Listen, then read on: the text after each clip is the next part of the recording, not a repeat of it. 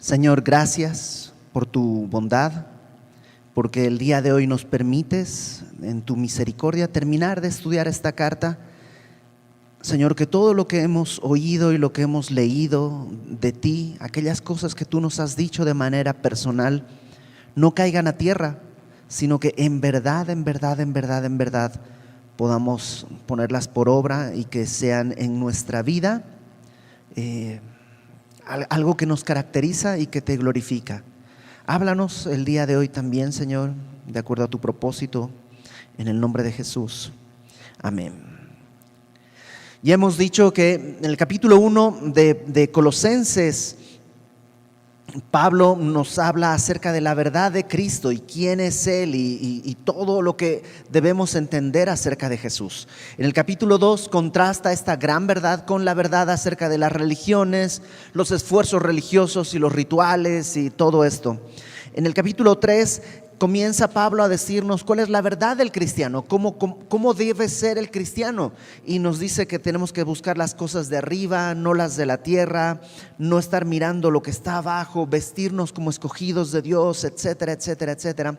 Y termina hablando de una serie de relaciones que tienen que ver con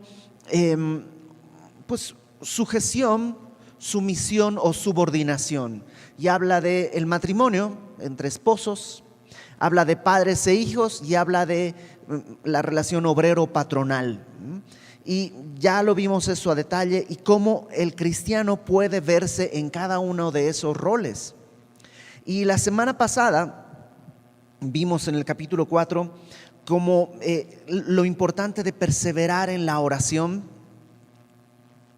para la expansión del evangelio, para que podamos andar sabiamente y que de esa manera, con nuestra palabra siempre sazonada con sal, siempre con gracia, pudiéramos extender el evangelio. Ahora, capítulo 4, versículo 7, Pablo va a hacer una serie de saludos a personas y todos tenemos amigos. A veces tenemos muchos amigos cercanos, a veces son poquitos los amigos cercanos. Hay veces que son amigos que están por etapas en tu vida, pero de alguna manera todos establecemos lazos de amistad muy profunda o tal vez no tanto, pero lo hemos hecho a lo largo de la vida. Y Pablo va a hablarnos acerca de algunos amigos que él tiene y a lo mejor podríamos identificarnos e identificar a alguien más. Mira, fulanito es como Tíquico, sutanito es como tal, pero creo que también hay un reto. Todas estas características que vamos a estar viendo de estos amigos de Pablo nos hablan de advertencias que debemos escuchar o nos ponen retos que tenemos que tomar, algo que hacer o algo que abandonar también. Fíjate, versículo 7. Todo lo que a mí se refiere os lo hará saber Tíquico, amado hermano y fiel ministro y consiervo en el Señor. Tíquico era un amigo de Pablo que en algunas ocasiones le sirvió como de mensajero, ¿no? Por ejemplo, él es el que lleva la carta a los Efesios, probablemente en este mismo viaje. Acuérdate que Pablo está en Roma, está preso y tal vez escribe la carta a los Efesios y escribe la carta a los Colosenses y veremos que en un momento también escribe la carta a Filemón y se la dice: oye Tíquico, lleva por favor esta carta a los Efesios y luego vas a Colosas y entregas esta carta. Y sabemos que también hay una carta a la Odisea que más adelante nos va a hablar. Y Tíquico era alguien confiable porque Efesios, ¿sabes que Efesios le llaman la reina de las epístolas? Imagínate que te encargan la carta a los Efesios, 6 capítulos que pueden transformar la vida de millones de personas a lo largo de la historia, y se te mojó de café porque te paraste en la carretera a echarte un taco o algo. Tíquico era confiable y él fue llevando estas cartas. No solo eso, si me acompañas a Tito, la carta que Pablo le escribe a Tito está un poquito más adelante de tu Biblia, capítulo 3, versículo 12, dice, le está escribiendo Pablo a Tito: cuando envíe a ti a Artemas o a Tíquico, apresúrate a venir a mí en Nicópolis, porque allí he determinado pasar el invierno. Tito es pastor en Creta, y lo que le está diciendo es: Tito, ¿sabes qué? Te voy a enviar a Artemas o a Tíquico para que te cubra y tú puedas venir, porque necesito verte aquí donde voy a pasar el invierno. O sea, era un hombre que podía cubrir el rol de otros. Lo hace con Tito y también lo hace con Timoteo. Timoteo era una persona, Pablo cuando habla de Timoteo dice: no hay nadie con el ánimo de Timoteo. O sea, Timoteo era un hombre, para Pablo, era un hombre de altísima estima, un joven de altísima estima. Y lo mismo le dice a Timoteo en 2 de Timoteo capítulo 4, 2 de Timoteo capítulo 4, es un poquitito antes de Tito, versículo 12. Timoteo era pastor en Éfeso, y lo que dice es, versículo 12: a Tíquico lo envié a Éfeso. Una vez más, Timoteo no está ahorita en Éfeso, pero Pablo envió a Tíquico a cubrir a Timoteo. Nomás para que sepas, en Éfeso pastoreó Pablo. Pablo fue pastor de la iglesia de Éfeso. Después fue a Priscila y Aquila, dos personas que ya conocemos también, que en todos lados están sirviendo. Estuvo Apolos, que si tú recuerdas en Hechos, Apolos dice que era un hombre poderoso en las escrituras, educado en la palabra, enseñado e instruido, elocuente, dice que era varón elocuente. Entonces estuvo Pablo, Priscila y Aquila, Apolos, Timoteo y Tíquico está ahí cubriendo ese mismo lugar. Tíquico no es alguien del que sabemos mucho, pero era confiable. Era alguien a quien Pablo podía encargarle cosas que sabía que iban a estar bien cuidadas. Qué importante contar con gente a la que tú le puedes confiar cosas y sabes que van a estar bien. Qué importante ser tú confiable. Y no me refiero solo en cosas económicas o materiales, sino en cosas espirituales. ¿A quién le puedes confiar tus hijos para que te los cuide? Son valores muy altos. Poder tener ese llamado y tener amigos que tengan ese llamado. Fíjate cómo más describe Pablo a Tíquico en el versículo 7. Dice: amado hermano, fiel ministro y consiervo en el Señor. O sea, Pablo lo ama y dice que es fiel, que es confiable, diáconos, un ministro y un consiervo en el Señor, el cual he enviado a vosotros para esto mismo, para que conozca lo que a vosotros se refiere y conforte vuestros corazones. Eso también es bonito. ¿Sabes qué hacía Tíquico? Iba a ir a confortar. Confortar en español suena raro todo. Es una palabra como que no la usamos muy a menudo, ¿no? Es como necesito que me conforten. Suena como medio payasón, ¿no? Es como que me apapachen, es como la manera que hablamos, ¿no? Pero que me conforte, ¿qué quiere decir? Bueno, viene de con, que quiere decir junto, y fortalecer. Confortar es como fortalecer, es sumar fuerza. Esta palabra, de hecho, en griego es parakaleos, que en otros pasajes se traduce como consolar. ¿Nunca te has sentido así, para sonar bien bíblico, con el corazón apocado? Así como de que por algunas cosas a veces duele y te sientes o triste o deprimido o angustiado o temeroso, y que alguien venga y consuele tu corazón. Y simplemente con un versículo, con una palabra. Tíquico es eso. Dice: lo he enviado para saber cómo están ustedes y para que conforte sus corazones. Ahora, no lo envió solo. Versículo 9. Lo envió, dice, con Onésimo. Onésimo era un esclavo. ¿Cómo sabemos esto? Porque Pablo la carta a Filemón la escribe y le dice, la estudiaremos en su momento, es una carta que tiene un solo capítulo, la estudiaremos de una sola sentada. Le dice Pablo a Filemón: oye, te envío a Onésimo, sé que era esclavo tuyo. Probablemente Onésimo no solo era esclavo de Filemón, sino que además cuando huyó le robó. No rogó con G, sino le robó, de robar. Fíjate lo que dice Filemón. Filemón está un poquitito más adelante de tu Biblia, antes de Hebreos. Como es una sola página, a menudo se traspapela, pero si llegas a Hebreos, regrésate un poquitín. Está justo antes de Hebreos, después de Tito. Y tiene un solo capítulo. Ahí en el versículo 12 de Filemón, dice, en el versículo 10, vamos desde el 10. Te ruego por mi hijo Onésimo, a quien engendré en mis prisiones. Evidentemente Onésimo en algún momento estuvo en la cárcel y se topó con Pablo. Y Pablo le predicó el evangelio y Onésimo creyó en el evangelio. Y ahora Onésimo está libre y lo que Pablo le dice es, ¿ya estás libre? Sí, regrésate con Filemón. Porque el que hayas huido no es bueno. Regresa con Filemón. Te ruego por mi hijo Onésimo, a quien engendré mis prisiones, el cual en otro tiempo te fue inútil. Aquí hay un juego de palabras porque Onésimo quiere decir útil. Entonces le dice, Onésimo, un tiempo te fue a Onésimo, o te fue inútil, pero ahora a ti y a mí nos es Onésimo, nos es útil. El cual vuelvo a enviarte, tú pues recíbele como a mí mismo. Entonces Onésimo era un traidor, un ladrón, un fugitivo, pero ahora ya no. Ahora dice Pablo es útil. Fíjate en Colosenses cómo lo describe.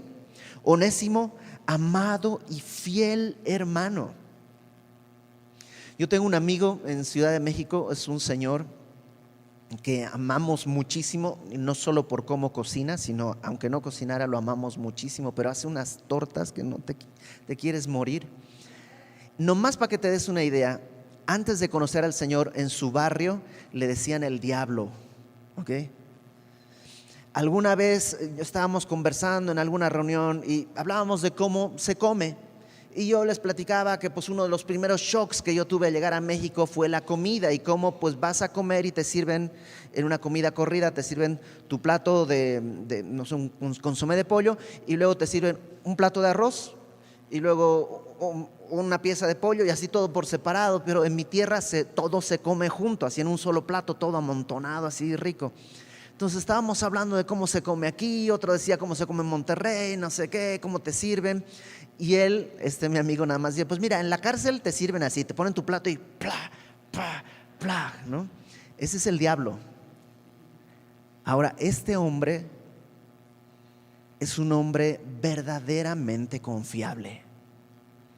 Hay gente que le confía a sus hijas para que las lleve a un lugar, a otro, es un hombre que Dios ha transformado. Era un inútil, pero ahora es Onésimo. Y tú y yo siempre conocemos gente así. A lo mejor tú eres así. Y tú dices, no, pues la verdad es que yo antes era verdaderamente un desastre. Y ahora por lo menos soy un desastre con propósito. Y todavía hay mucho que trabajar, pero tengo un propósito. Así era Onésimo. Amado, fiel hermano, que es uno de vosotros. Era de Colosas, Onésimo.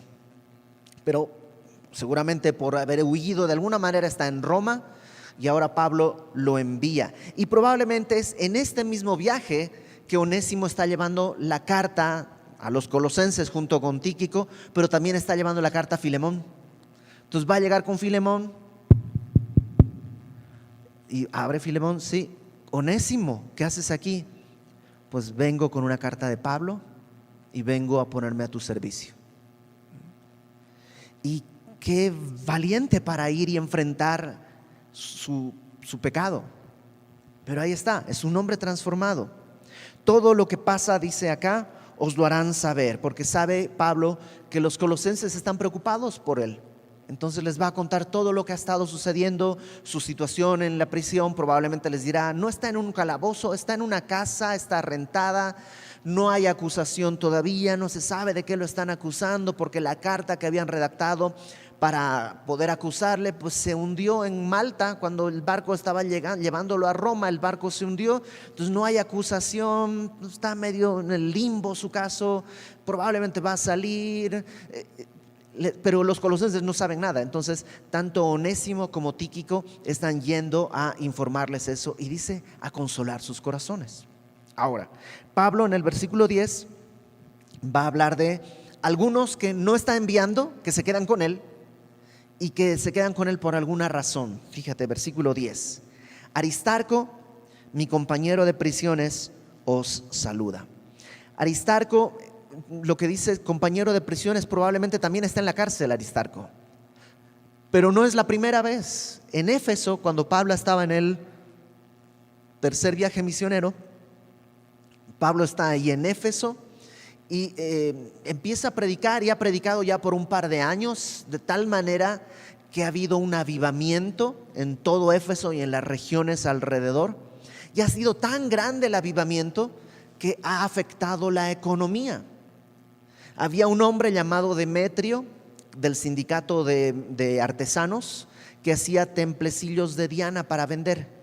Pero como Pablo predica que hay un solo Dios, que no cabe en la tierra, que los cielos son su trono y la tierra es estrado de sus pies, que no cabe en ningún lugar, un Dios que no se adora a través de ningún ídolo, pues resulta que el sindicato de artesanos pues ya no vende tanto.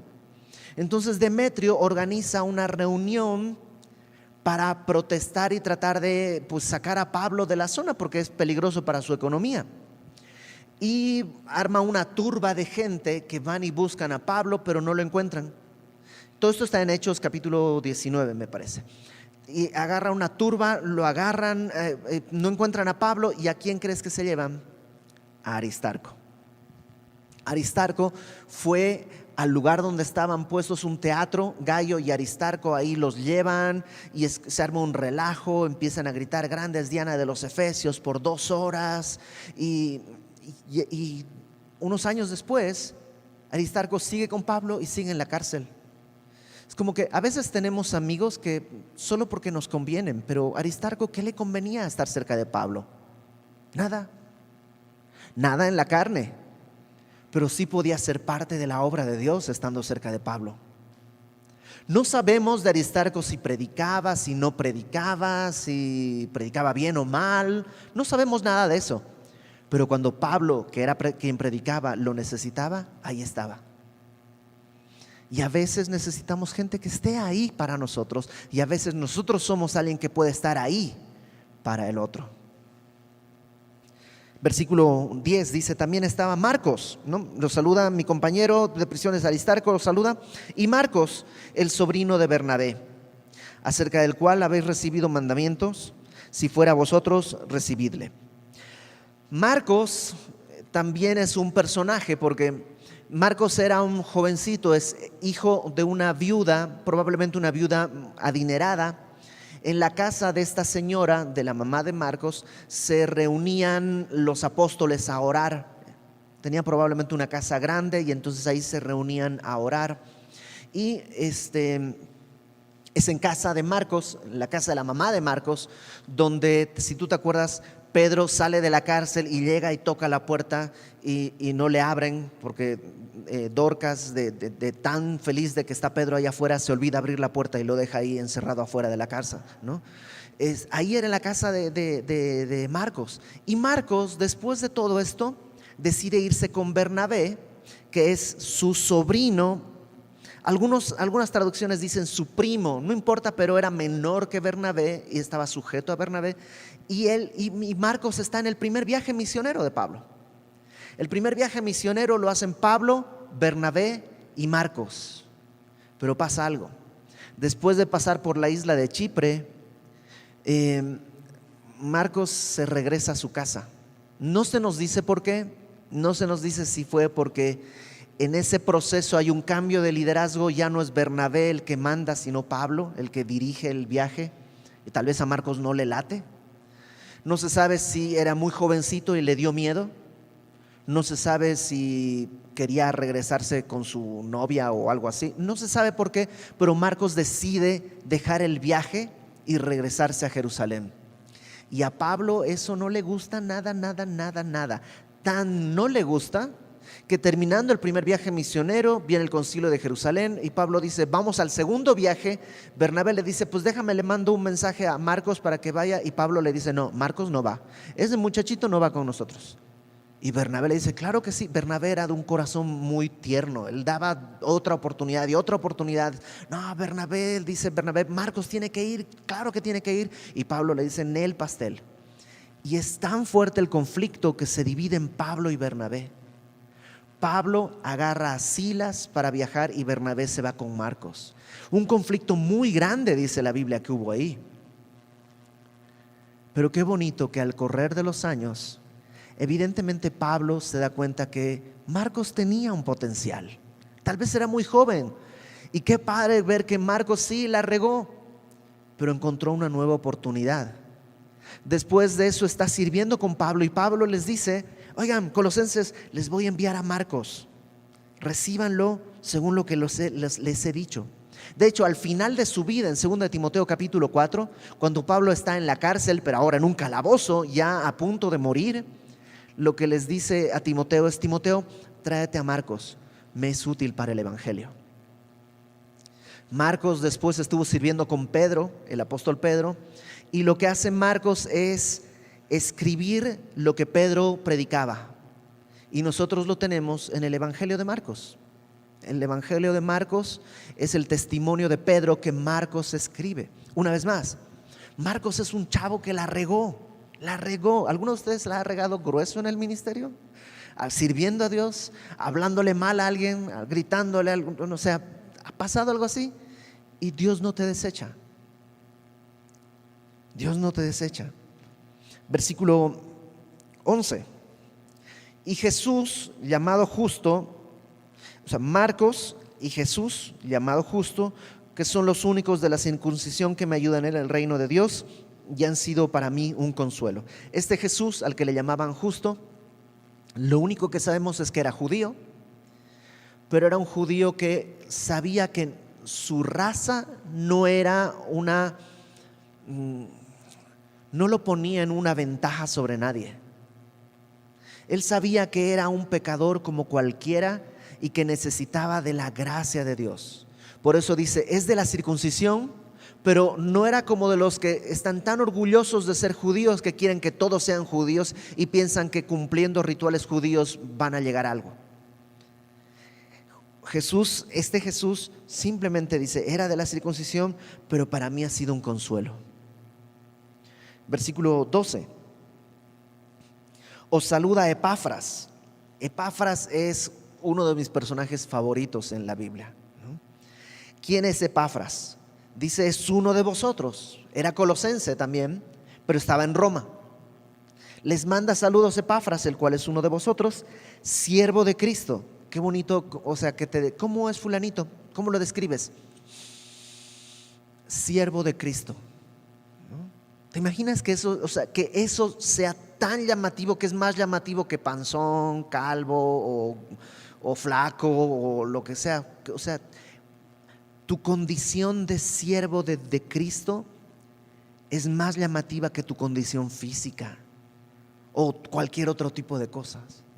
Colosenses, Epafras, el cual es uno de vosotros, siervo de Cristo, siempre rogando encarecidamente. Esta frase, rogando encarecidamente, en griego es una sola palabra, agonizomai. ¿Y por qué la traducen como rogando encarecidamente? Porque, agonizomai es de donde viene nuestra palabra agonía. Y lo que quiere decir es que Epafras ora como si se estuviera muriendo en el esfuerzo. Cuando alguien está agonizando con todo su esfuerzo para el último aliento, ¿no? Para los estertores, esa es la fuerza con la que Epafras oraba. No es que se está muriendo, solo está describiendo con qué pasión oraba Epafras. Epafras dice, siempre rogando encarecidamente por vosotros en sus oraciones. Pero ¿qué es lo que oraba Epafras? Dice uno, para que estén firmes. A veces oramos para que les suban el sueldo, para que no sé, cosas que no está mal orar y que todos necesitamos. Pero Epafras se desgastaba la vida orando que los colosenses estén firmes.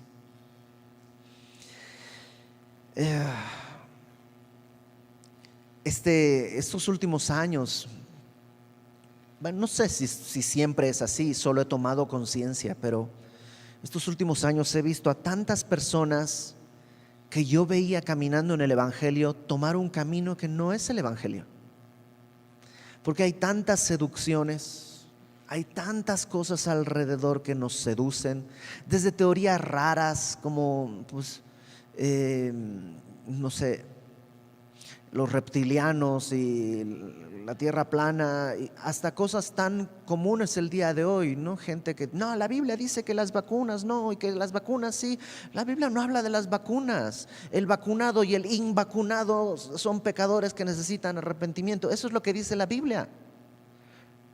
Y a veces gente toma la Biblia para ese tipo de cosas y la Biblia dice que no uses cubrebocas, la Biblia dice que sí tienes que usar cubrebocas, la Biblia dice que te muerdas la lengua cuando estás hablando de más. Eso dice Santiago, no habla de cubrebocas. Esos son debates que no tienen que ver con la salvación, no tienen que ver con el mensaje del Evangelio, pero se encarnan tanto en el corazón y empiezas a caminar y te fuiste. Y sin darte cuenta ya estás caminando en otros terrenos. Y lo peor, con gente detrás de ti.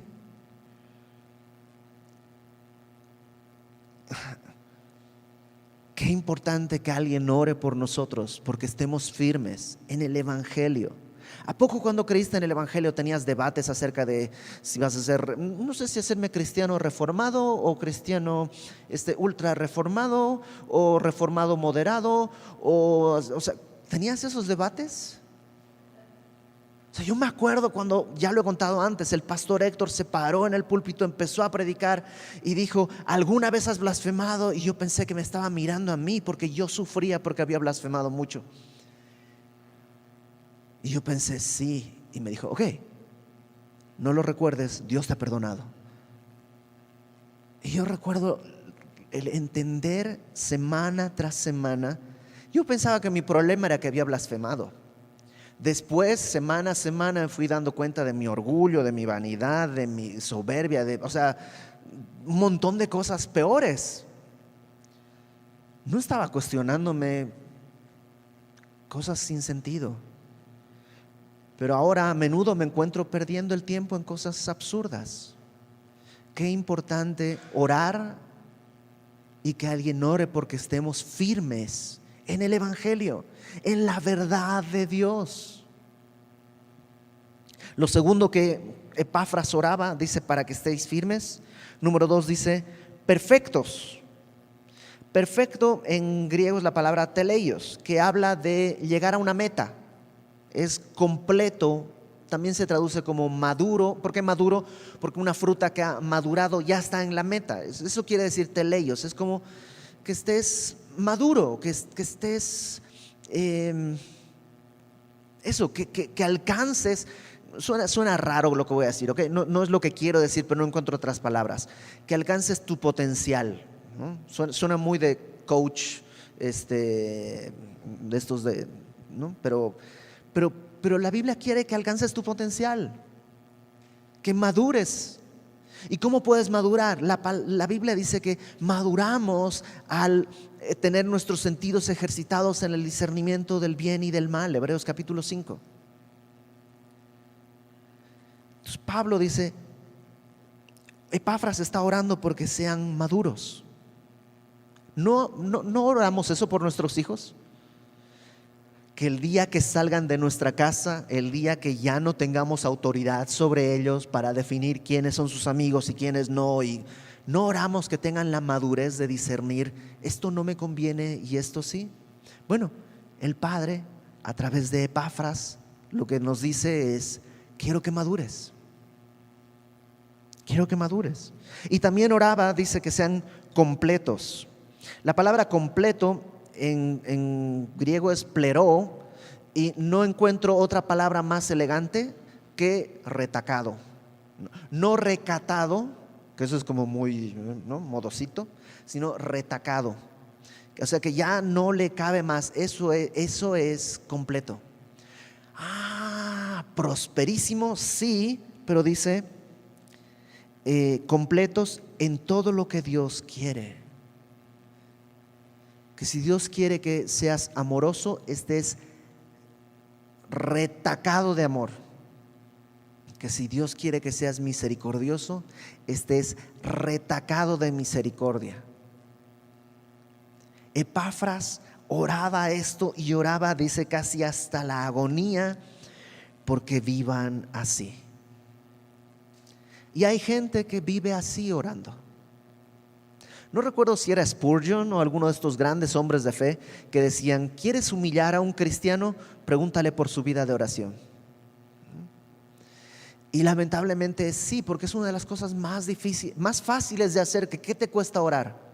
Pues nomás agachar la cabeza y ya. O sea, ¿qué te cuesta orar? Orar no cuesta nada, pero a la vez es tan difícil. Por eso dice Epafras, no le era sencillo, era la lucha hasta la agonía, pero oraba.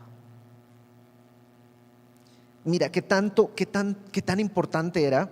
Versículo 13, porque de él, de Epafras, dice: doy testimonio de que tiene gran solicitud por vosotros y por los que están en la Odisea y los que están en Hierápolis. Pablo es un hombre que ora también todo el tiempo. Y Pablo dice: yo sé que Epafras ora. O sea, imagínate que Pablo está reconociendo que Epafras es un hombre de oración.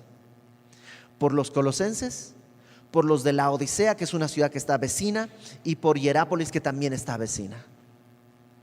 Epafras oraba. Ahora sí que como el meme, ¿no? Sé como Epafras. Seamos como Epafras. Invirtamos tiempo en orar. Verso 14. Os saluda Lucas, el médico amado. Lucas no estuvo con Jesús, no lo conoció. No es apóstol, no hizo milagros, por lo que sabemos no predicó, no sanó gente. ¿Qué hizo Lucas? Pues Teófilo, probablemente su amo, le dice a Lucas: oye Lucas, te encargo que, reúne toda la información de esto que está sucediendo y me la mandas. Y Lucas hizo eso en 2 tomos. El primer tomo se llama Evangelio de Lucas, el segundo tomo se le llama el Libro de Hechos. Y ya. Lucas no estaba pensando en las multitudes, voy a alcanzar a las multitudes. Él estaba pensando: mi jefe Teófilo me pidió que le hiciera algo, así que Teófilo, ahí te va, esto es lo que he investigado. Y lo hizo para una persona sin más pretensiones, y Dios lo usa para bendecir a cuántos millones a lo largo de la historia. ¿No te encanta que Lucas no tenía otro tipo de propósito más que lo que tengo que hacer? Y a lo mejor tú dices: pues ¿qué tengo que hacer yo? Preparar desayunos y ya. Pues a lo mejor es eso. Y eso puede impactar la vida de millones de personas. No lo sabes. ¿Qué es lo que te toca por hacer? No sé, yo no soy teólogo, yo soy médico. El teólogo, digamos, es Pablo. Pero ¿qué crees que necesita Pablo? ¿Un médico? No importa dónde Dios te puso, hay una razón ahí. Sé fiel en lo que Dios te puso a hacer. Y dice: el médico amado. Qué bonito, ¿no? Cómo Pablo se dirige, se expresa de sus amigos, ¿no? El médico amado. Y Demas, no sabemos mucho de Demas, excepto esta mención y la que en 2 de Timoteo. Ahora sí, acompáñame a 2 de Timoteo capítulo 4. Es uno de los pasajes más tristes de todo el Nuevo Testamento. 2 de Timoteo 4:10. Desde el 9, Pablo le dice a Timoteo, esta es su última carta, sus últimas palabras, lo último que sabemos de Pablo: procura venir pronto a verme, Timoteo, porque Demas me ha desamparado amando este mundo y se ha ido a Tesalónica. Crescente fue a Galacia, Tito a Dalmacia, solo Lucas está conmigo. Toma a Marcos, me es útil para el evangelio. ¿Qué pasó con Demas? amó más el mundo. No quiere decir necesariamente que dejó de ser cristiano. A lo mejor no, sigue siendo cristiano, pero amó más el mundo. No dice que dejó de amar a Cristo, no dice que blasfemó, tal vez no, pero amó más el mundo. Y también conozco gente que cuando Dios, yo creo que cuando Dios nos llamó a servir, éramos un grupo de amigos, éramos varios, éramos un montón de gente, chavos. Bueno, yo no estaba tan chavo, pero más chavo que ahora. Y creo que Dios extendió un llamado así a varios. Y algunos de esos mis amigos ya ni están en la iglesia. Algunos sí van, cada domingo van, se sientan, escuchan y se van a su casa. Pero ya no sirven como servían en aquella época. Que no nos pase eso. Lo importante, acuérdate, yo sé que suena a la canción, pero lo importante no es llegar primero, sino saber llegar. Es una carrera, no una competencia. Por eso dice Hebreos, corramos con paciencia la carrera que tenemos por delante.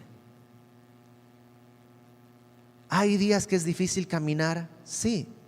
Hay días que te tienes que sentar porque ya está muy dura la pelea, es cuesta arriba y necesitas sentarte. Sí, todos lo hemos vivido, pero no te salgas del camino.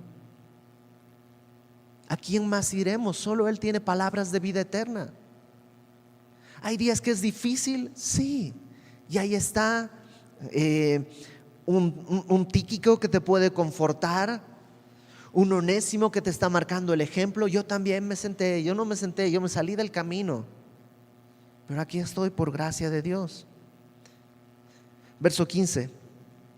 Saludad a los hermanos que están en Laodicea. Laodicea es una ciudad cercana de Colosas.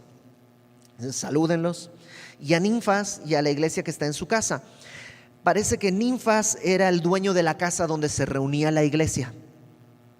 No se sabe si Ninfas era un hombre o una mujer, pero en su casa se reunía la iglesia. Y eso también me gusta porque Ninfas no hace nada. Por lo que sabemos, no predica, otra vez, ¿qué hace Ninfas? Pues yo tengo una casa y lo que hago es ponerla para que Dios la use. Y si no hubiera puesto su casa, tal vez no habría iglesia de Colosas, tal vez no tendríamos esta carta. Verso 16. Cuando esta carta haya sido leída entre vosotros, haced también que se lea en la iglesia de los laodicenses y que la de Laodicea la leáis también vosotros. Hay una carta que Pablo escribió a los laodicenses que no fue conservada. ¿Le falta a nuestra Biblia? No. Probablemente lo que Pablo les dijo era algo que solo era necesario para la gente de ese tiempo, y Dios dice, esto no necesitan saberlo todos, ya sea porque no son temas que nos corresponden o porque ya está eso mismo descrito en otras cartas. Pero simplemente lo que nos habla es que no había competencia de iglesias. Yo tengo una carta y no sé qué, no se las muestres. No, la carta que tienen ustedes, que es de bendición, dénsela a los laodicenses. Los laodicenses tienen una carta, se la pasan ustedes y la leen. Qué maravilloso. Hay gente que a veces nos llama y nos dice, oye, queremos la cobertura de Semilla de Mostaza, tenemos una iglesia chiquitita aquí, acá y acá. Y es así como, pero ¿y para qué quieren la cobertura de Semilla? Nosotros no damos coberturas, No, pues es que nos gusta el modelo que ustedes tienen. Pues háganlo. O sea, aquí no hay derechos de autor. Ahora, ¿necesitan saber cómo aprender a estudiar la Biblia? Pues con mucho gusto les ayudamos. No estamos haciendo nada como un método secreto. Lo que Dios nos ha dado lo estamos compartiendo con todo el que quiera. Y qué bonito es que las iglesias estén caminando así, compartiendo unas con otras. Versículo 17. Decida Arquipo, mira que cumplas el ministerio que recibiste en el Señor. ¿Quién es Arquipo? Probablemente, si me acompañas a Filemón, ahí al principio Dice, versículo 1, Pablo, prisionero de Jesucristo, y el hermano Timoteo, al amado Filemón, colaborador nuestro, a la amada hermana Apia, porque no hay ningún otro lazo, parecería que Apia es la esposa de Filemón, y a Arquipo, que vendría a ser como su hijo, nuestro compañero de milicia, y a la iglesia que está en su casa. Entonces probablemente Arquipo era hijo de Filemón, y probablemente ya para este tiempo Arquipo estaba como una especie de pastor de la iglesia que está en casa de Filemón. Entonces le dice, díganle a Arquipo, mira, cumple el ministerio que recibiste en el Señor, no te desanimes, tú dale, lo que Dios te dio, cúmplelo, llévalo a cabo, toma el propósito, mira adelante. La salutación de mi propia mano de Pablo. Las cartas de Pablo, porque había muchas cartas que mira una carta de Pablo y se falsificaban y eran cartas espurias. Pablo en alguna carta dice, no reciban a los tesalonicenses otra carta como si fuera nuestra. Mis cartas, dice Pablo, llevan mi marca. Al final de la carta Pablo siempre agarraba la pluma, normalmente otro escribía la carta, un amanuense, pero al final Pablo agarraba la pluma y él con su propia caligrafía, él escribía lo último. Entonces dice aquí, la salutación de mi propia mano de Pablo. Acordaos de mis prisiones, la gracia sea con vosotros. Amén. ¿Y cómo termina Pablo? Termina como tiene que empezar todo, recordándonos que es por gracia. ¿Por qué Lucas pudo escribir 2 libros de la Biblia? Por gracia. Él no era mejor que nadie, él no era mayor que nadie, él no era más apto ni más útil. Es por gracia. Porque Aristarco tuvo el privilegio de compartir la prisión con Pablo en distintas ocasiones, por gracia. Porque Marcos, después de haber tenido un tropiezo tan fuerte que provocó la división del primer equipo evangelista de la historia, Pablo y Bernabé eran Batman y Robin, era el equipo imparable, y por culpa de Marcos se separa. Es como el Yoko Ono del evangelismo del siglo I. Pero ¿y cómo al final escribe un evangelio? Y Pablo le dice a Timoteo, cuando está ya a punto de ser ejecutado y decapitado, ¿sabes qué? Tráete a Marcos, me es útil para el evangelio. Como Onésimo era un ladrón, traidor, y ahora regresa a ponerse bajo las órdenes de su amo, sabiendo que podría ser incluso llevado a la muerte. ¿Y por qué Pablo a Filemón le dice, Filemón, te envío a Onésimo, recíbelo como a mí mismo, y si algo te debe, ponlo en mi cuenta? ¿Y por qué Filemón lo puede recibir? Por gracia. Pablo mismo, él era un perseguidor de la iglesia, por gracia. Todos nos paramos en la gracia. Por la gracia conocimos del evangelio, por la gracia el día de hoy estamos aquí. Y por la gracia un día estaremos delante de Dios, y esperemos que no sea como Demas, amando más el mundo. A mí me da terror. Me da miedo un día despertar y no querer venir a predicar y no querer leer mi Biblia. Y siempre recuerdo, pero es por gracia. Yo de entrada nunca quería. Ha sido su gracia. No hay méritos. ¿Quién puede pararse el cuello delante de Dios? Es por gracia. Por eso si has tropezado, si el día de hoy tú vienes desconsolado, fracasado, lo único que Jesús dice es, yo pagué por completo en la cruz. Venid a mí los que están cargados y cansados, yo les daré descanso. El que viene a mí no le echo fuera. Mis ovejas conocen mi voz y me siguen, y nadie las arrebatará de mi mano. El Padre que me las dio es mayor que todos, y nadie las arrebatará de la mano de mi Padre. Porque es por gracia. Vamos a orar. Señor, entendemos que ha sido tu misericordia, que es por gracia que nosotros el día de hoy estamos aquí. Ayúdanos, Señor, a ser como Epafras, orando unos por otros, para que estemos firmes siempre, para que estemos perfectos, completos, y para que estemos completamente llenos en lo que tú quieres. Ayúdanos, Señor, a nunca caminar como Demas al final de su vida, que amó más el mundo. Extiende tu mano, tu misericordia sobre nosotros. Como lo hiciste al principio cuando éramos enemigos tuyos, muchos el día de hoy necesitamos una vez más que tú nos mires y nos digas: está pagado, verdaderamente está pagado, es por gracia.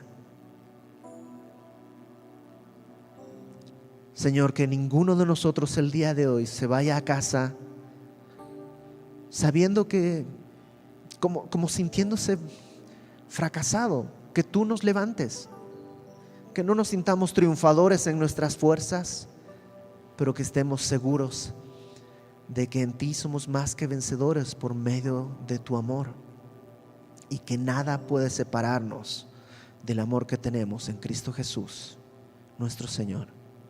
La gloria, la honra para ti, Padre. Gracias por esta carta.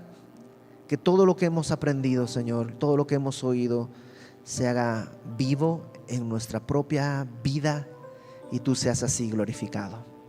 En el nombre de Jesús, Señor. Amén.